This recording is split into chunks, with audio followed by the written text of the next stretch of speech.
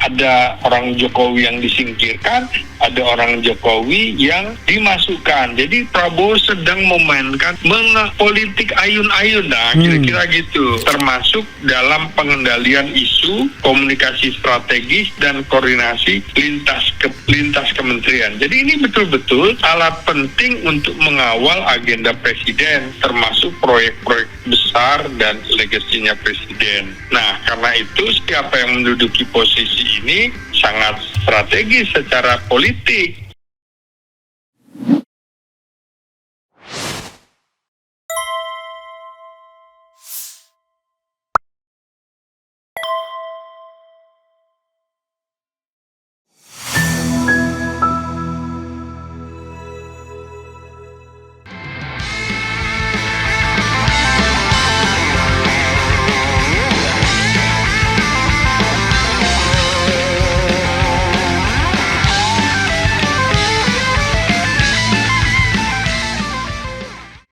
Ya, kita lihat saja apakah kemudian Prabowo ini hanya memberikan tempat tanpa peran, kan gitu. Dikasih jabatan tapi tanpa peran kepada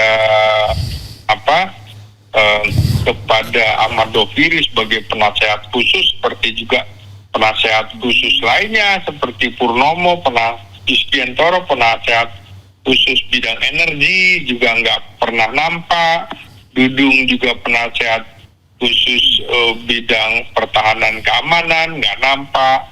Ini juga saya kira yang Ahmad Doviri, karena memang ada rencana Prabowo memimpin reformasi Polri, kemungkinan ini akan dimanfaatkan oleh Prabowo untuk Doviri bekerja. Berbeda dengan penasihat khusus sebelumnya yang lainnya, karena sebelum ini kan belum ada jabatan penasihat khusus presiden bidang Kamtibmas dan reformasi kepolisian gitu. Oh ya, lupa tadi maksud saya, mantan Kapolda kasus Kanjuruhan itu Niko Afinta ya sekarang juga sudah menjadi bintang 3, jadi Sekjen Kementerian Hukum dan Asasi Manusia, kan? Atau ini ada kasus dulu yang Krisnamurti gitu, dulu ada kasus kan. Tetap naik dia. Iya. Lalu sekarang ada kasus lagi juga. Iya, sementara di Amerika kan kita tahu ada kasus serupa seperti dengan yang Anda sebutkan itu, Krisnamurti itu bermain dengan tidak pelanggaran asusila. Mayor Jenderal Angkatan Darat dipecat lalu diturunkan pangkatnya menjadi letkol gitu kan. Nah, di kepolisian kan enggak, tetap saja kemudian pangkatnya masih diumumkan sebagai pangkat semula. Itu kan enggak adil di mana-mana sekarang. Atau yang terlibat Sambo misalnya sekarang sudah eksis lagi. Makanya yang gini-gini artinya jeruk makan jeruk. Inilah yang membuat orang juga marah terhadap korps kepolisian ini. Di dalam tragedi Agustus ini kan ribuan orang yang mengalami tindak represif, belum lagi 400-an orang ditahan dan 10 orang harus gugur meninggal dunia. Atau gini, apa rekomendasi Anda terhadap pengangkatan Ahmad Doviri ini sehingga dia tidak menjadi barang rongsokan begitu? Ya, menurut saya kita juga nggak boleh bersikap terlalu ya paling nggak gini lah, kita boleh bersikap skeptis ya terhadap situasi seperti ini, tapi juga kita harus melihat bahwa ada niat baiklah dari Presiden Prabowo yang ini harus menjadi politik realistis, karena Prabowo juga sudah mengangkat orang yang diharapkan menjadi Kapolri, tapi karena tekanan politik Jokowi sehingga Listio Sigit masih menjadi Kapolri. Ini kan juga sebenarnya menandakan bahwa Prabowo sebenarnya juga ingin sekali mengangkat Agus Andrianto sebagai Kapolri, kemudian juga ingin mengangkat Ahmad Doviri sebagai Kapolri, tapi tekanan politik Jokowi begitu keras yang tetap menginginkan Listio Sigit Prabowo tetap menjadi Kapolri dengan memberikan pangkat bintang 4 kehormatan kepada Agus Andrianto dan juga Ahmad Doviri. Ini kan menandakan bahwa Prabowo percaya kepada dua orang ini. Artinya Prabowo juga mempercayai Ahmad Doviri untuk menjadi bagian dari tim yang akan mereformasi kepolisian. Makanya namanya adalah Penasihat Khusus Presiden Bidang Kamtipmas dan reformasi Polri, kepolisian begitu. Oke, dua terakhir ya. Sebelum kita akhiri ini, saya ingin menyinggung soal kepala PCO, ya kan? Presidential Communication Office. Dan kemudian teman Anda Kodari yang akhirnya dapat juga setingkat menteri yang tadinya cuma wakil, ya kan? Ini kan kita bicara tentang orang dekat dan orang yang berkeringat, ya kan? Nah, Angga ini yang jelas orang kepercayaan Prabowo, masih muda 36 tahun, pendidikannya pun biasa-biasa saja, cuma S1 dan dari universitas swasta. Kemudian tetapi dia ini wakil menteri Komdigi sebelumnya. Sekarang tentu dia sudah tinggalkan pos itu karena dia menjadi PCO, ya, dianggap jabatan setingkat menteri. Ini kan mempermalukan Hasan Nasbi, ya kan? Hasan Nasbi sudah mengundurkan diri gara-gara insiden kepala babi yang diterorkan kepada wartawan Tempo, lalu ditahan oleh Prabowo, nggak boleh mundur.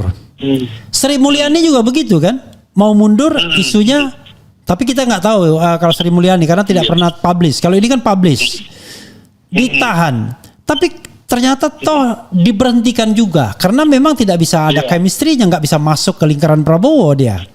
Ya kan, dia orang Jokowi soalnya. Prabowo barangkali tidak percaya sedekat itu, walaupun kemudian ada isu Teddy pun sebenarnya dulu orangnya Jokowi gitu ya. Lalu Kodari akhirnya mendapatkan berkahnya juga ya setelah sangat kuat mendukung Prabowo dengan hasil survei-surveinya itu yang kemudian memberikan legitimasi angka 58% dan lain sebagainya. Komentar Anda terhadap dicopotnya Hasan Nasbi dan naiknya Kodari yang which is dua-duanya adalah orang dekatnya Jokowi sesungguhnya. Kalau Kodari bilang bukan orang dekat, dia kenal dengan Jokowi, ya kenal baik gitu. Tetapi intinya mereka bekerja untuk Jokowi semua lah, ya kan? Oke, silakan. Ya, jadi akhirnya kita bisa membaca Prabowo itu tidak pernah mau kalau orang mengundurkan diri, ditolak, maunya dia pecat sekalian. Nah, jadi kalau mengundurkan diri kan kesannya yang mengundurkan diri itu yang ngatur gitu kan? Iya. Nah, Prabowo nggak mau diatur-atur gitu. Jadi Prabowo inginnya dia yang mencatat, sekaligus gitu. Kasus Sri Mulyani, Hasan Nasbi juga begitu. Nah, jadi sekarang kita bahas posisi Kepala Staf Kepresidenan.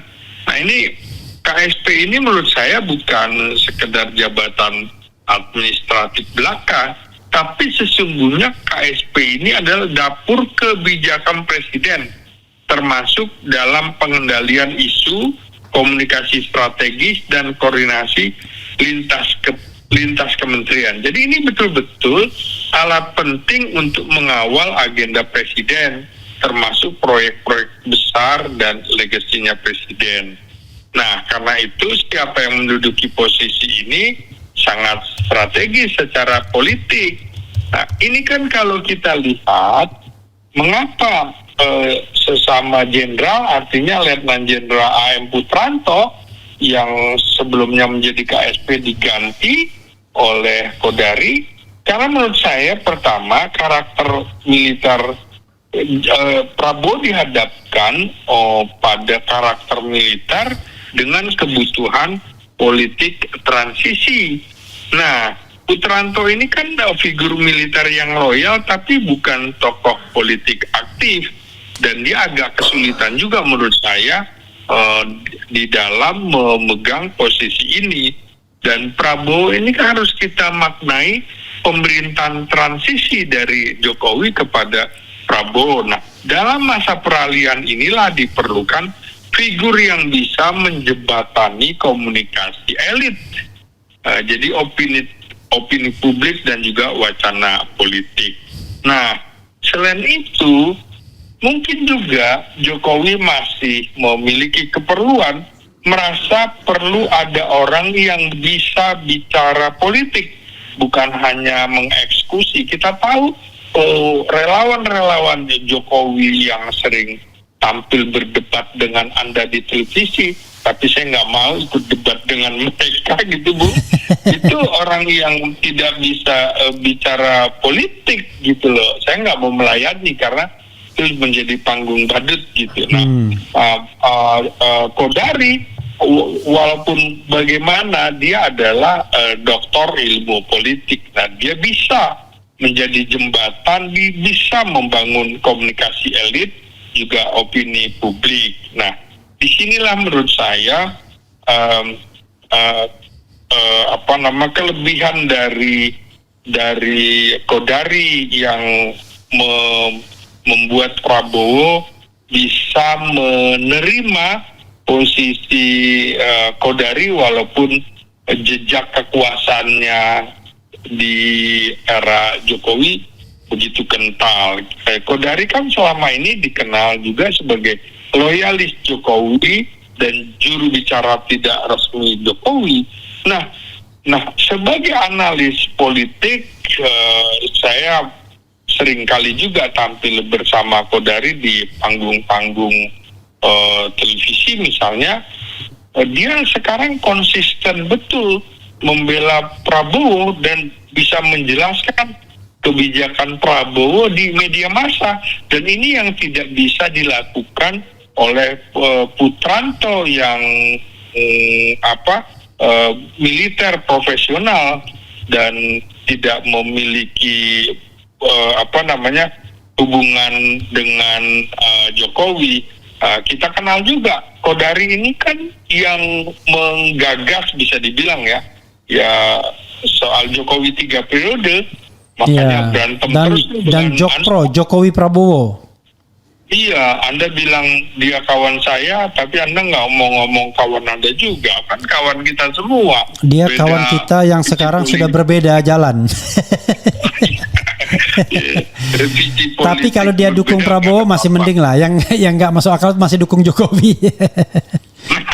Gitu. Ya, jadi posisi Kodari ini saya baca juga dia mengamankan legasinya Jokowi di pemerintahan Prabowo. Ini nggak main-main nih, dia jembatan nih, Bung Refli. Penunjukan Kodari ini juga bagian dari strategi keduanya, strategi Jokowi dan strategi Prabowo juga untuk menanam Jokowi, bagi Jokowi menanam orangnya di posisi strategis agar agenda-agendanya tidak dihapus begitu saja oleh istana. Misalnya proyek IKN, hilirisasi industri, kontrol terhadap wacana publik. Nah, Prabowo juga tentu saja lebih baik orang-orang ini ada di kekuasaan seperti Kodari, sehingga dia bisa lihat, bisa kontrol, ketimbang misalnya kasus Budi Ari dikeluarkan dari kabinet, nggak bisa juga dia mengontrol Budi Ari. Jadi ada orang Jokowi yang disingkirkan, ada orang Jokowi yang dimasukkan. Jadi Prabowo sedang memainkan politik ayun-ayun, kira-kira gitu, Bung Refli. Jadi ketika Prabowo membaca bahwa Jokowi masih merasa punya kekuasaan di istana, Prabowo menurut saya tahu itu, bahwa malu-malu kucingnya Jokowi seperti itu dibaca Prabowo. Kira-kira begitu, Bung. Iya.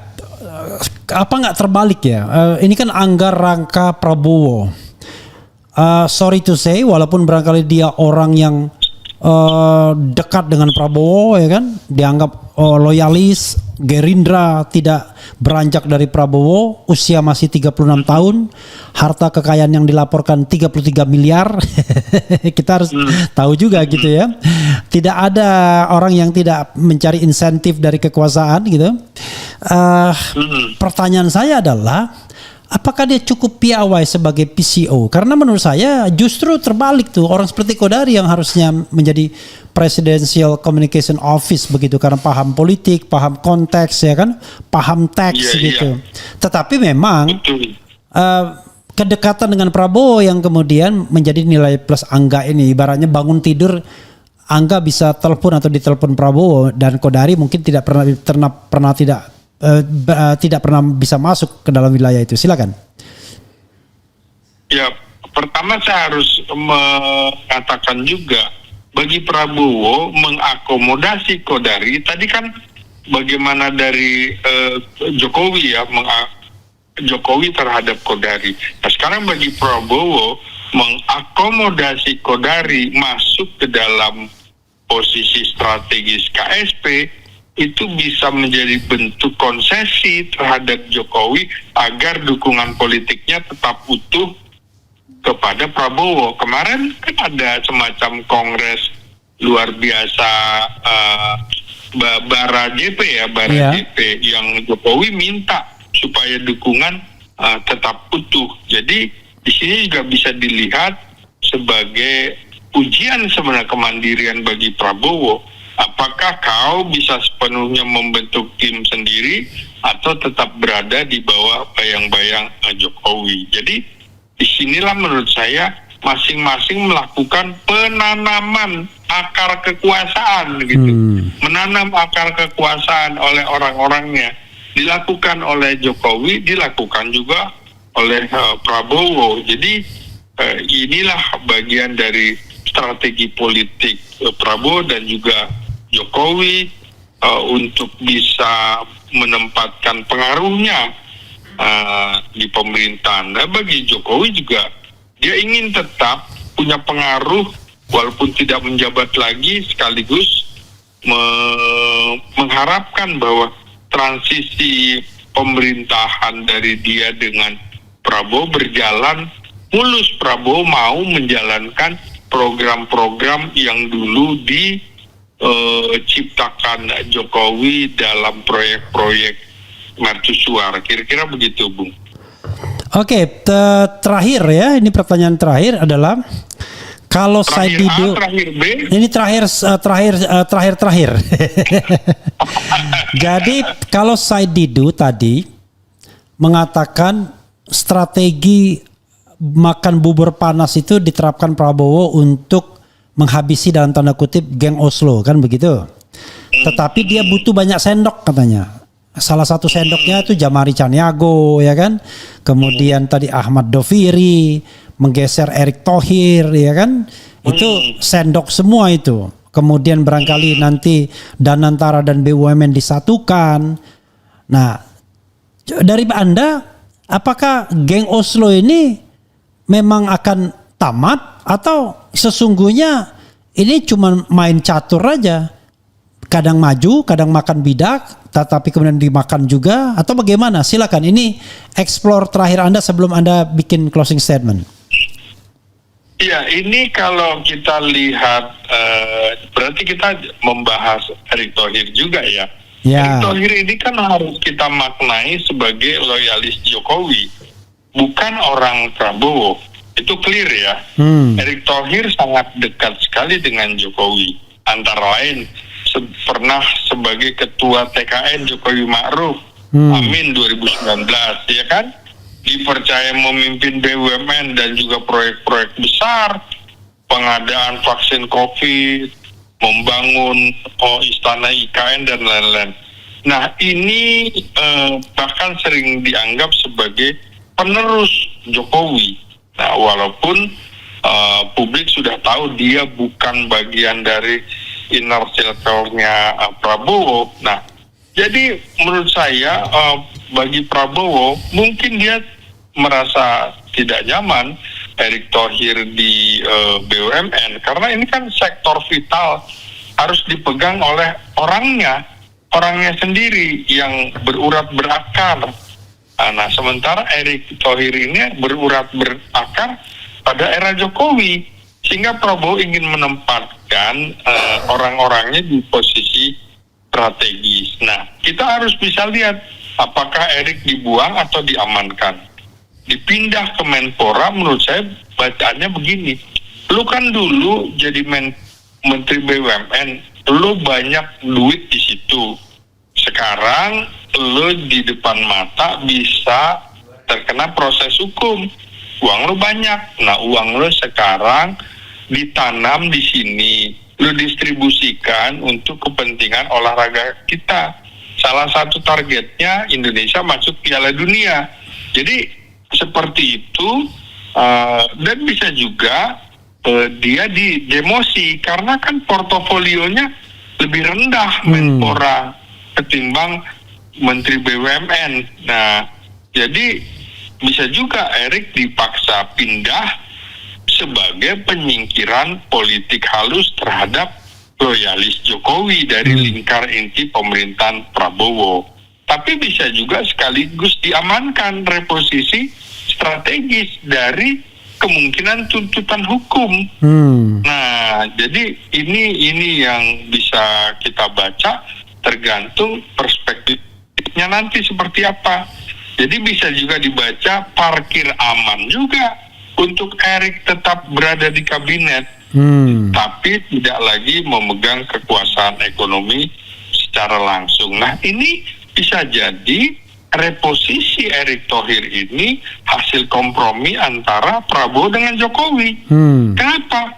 Sekaligus kontrol politik Prabowo atas kabinetnya, dengan menyusun ini orang loyal, ini orang yang loyal terhadap dirinya, orang yang loyal terhadap Jokowi, orang partai koalisi. Jadi bisa dipetakan itu nantinya orang-orang di dalam kabinet ini. Nah, situasi inilah yang membuat Prabowo harus bisa mengontrol kementerian strategisnya, terutama bidang keuangan dan kementerian BUMN. Nah, ini yang disoroti.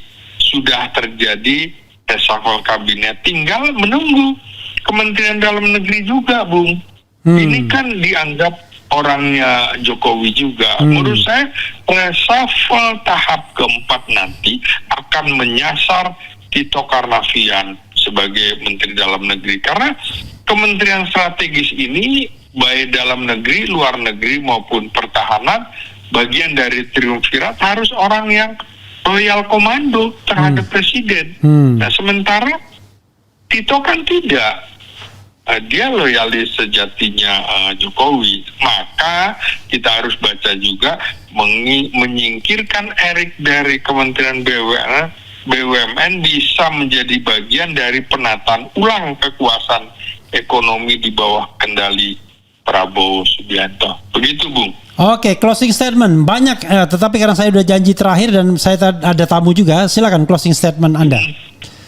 Iya, tentu saja kalau membahas tentang Erick tidak bisa dipahami, dia punya ambisi politik jangka panjang, termasuk ingin maju dalam kontestasi pilpres, baik sebagai cawapres maupun capres di tahun 2029, bisa menjadi wakilnya Prabowo. Dia berharap seperti itu, namanya juga orang saudagar kan, pragmatis juga. Jadi menggeser Erick juga Prabowo agak hati-hati juga karena uangnya banyak, sementara dia juga bisa memanfaatkan Erick. Contohnya tadi itu, kau kan uangnya banyak, gelontorkanlah buat kemajuan olahraga Indonesia. Jadi kesimpulan dari reshuffle kabinet yang sekarang ini bukan sekedar rotasi belaka, tapi juga adalah penataan kekuasaan politik Prabowo. Jadi inilah konsolidasi kekuasaan Prabowo, penyusunan ulang para loyalis Jokowi sekaligus reposisi politik terhadap tokoh yang potensial untuk yang potensial bisa menjadi rival atau terlalu berpengaruh di sektor strategis. Contohnya itu tadi Syafri Samsudin tidak boleh rangkap sebagai Menko Polkam, dia Menhan saja. Itu reposisi politik terhadap tokoh-tokoh yang dia bisa petakan. Kira-kira begitu, Bung Refli. Oke, masih banyak detail-detail yang kita bisa bahas, tetapi ya jangan selesaikan dulu pesta hari ini. Nanti kita akan pesta opini lainnya di kesempatan lain. Makasih, Bro. Siap, oke. Bung Refli. Wassalamualaikum warahmatullahi wabarakatuh. Teman-teman.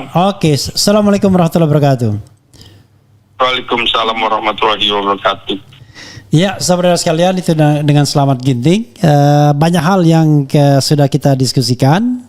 Banyak hal pula yang sebenarnya masih perlu didalami ya terhadap reposisi ya pemerintahan Prabowo Subianto ini. Apakah betul ini adalah upaya untuk menyingkirkan atau menghapuskan jejak geng Oslo, ataukah ini sesungguhnya ya game permainan politik biasa? Tetapi apapun yang Anda mainkan, jangan korbankan kesejahteraan rakyat yang ingin melihat bahwa negara ini makin lama makin baik, bukan makin lama makin kacau ya. Begitu saudara sekalian. Wassalamualaikum warahmatullahi wabarakatuh. Keren jadas.